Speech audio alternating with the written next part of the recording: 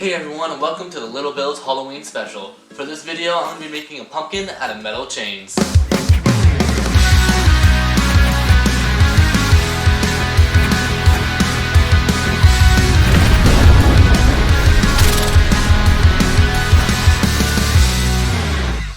For many years for Halloween, my family never carved pumpkins. One year we tried it out, and not only did it smell bad, it didn't look too great, but also the cleanup was horrible. What I'm about to show you is a project that's not only extremely fun, but also it doesn't look too bad either. So without further ado, let's head over to Science Street.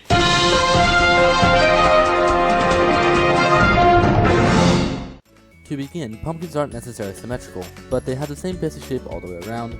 So what I'm going to do is first weld together a mold or template that will help me make the shape of the pumpkin. I will then use that template to make 6 sides of the pumpkin using chains, placing them about 60 degrees apart so they make a circle. Obviously you will need a welder, a grinder, or bolt cutters, your choice. You will also need some chain, some basic metal to make the template with, and the only other thing you need is some spray paint. And as always, make sure you wear the proper safety equipment, especially a welding mask whenever you are welding. Alright, so before I even start making the actual pumpkin, what I'm first going to make is the mold for it so that way all my sides can be the same. So, without further ado, let's do it!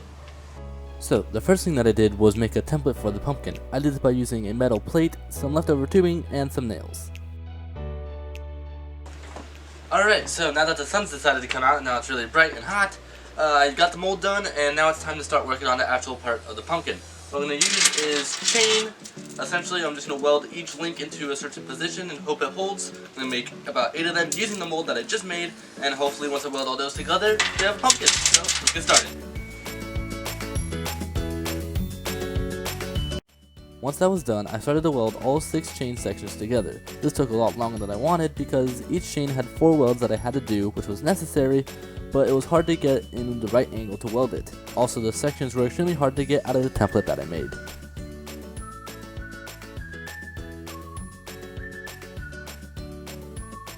I actually ran out of wire in the welder, so I had to run to Home Depot to get some, which took some time, but when I got back I was full steam ahead.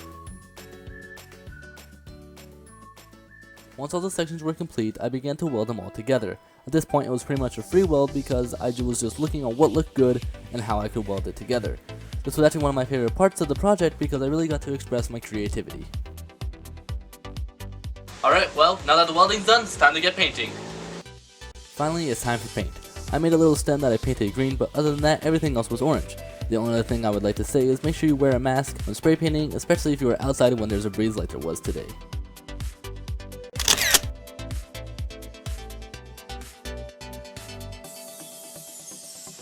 Thank you guys so much for watching this video. I hope you have enjoyed watching. I also hope your pumpkin turned out just as cool as mine did.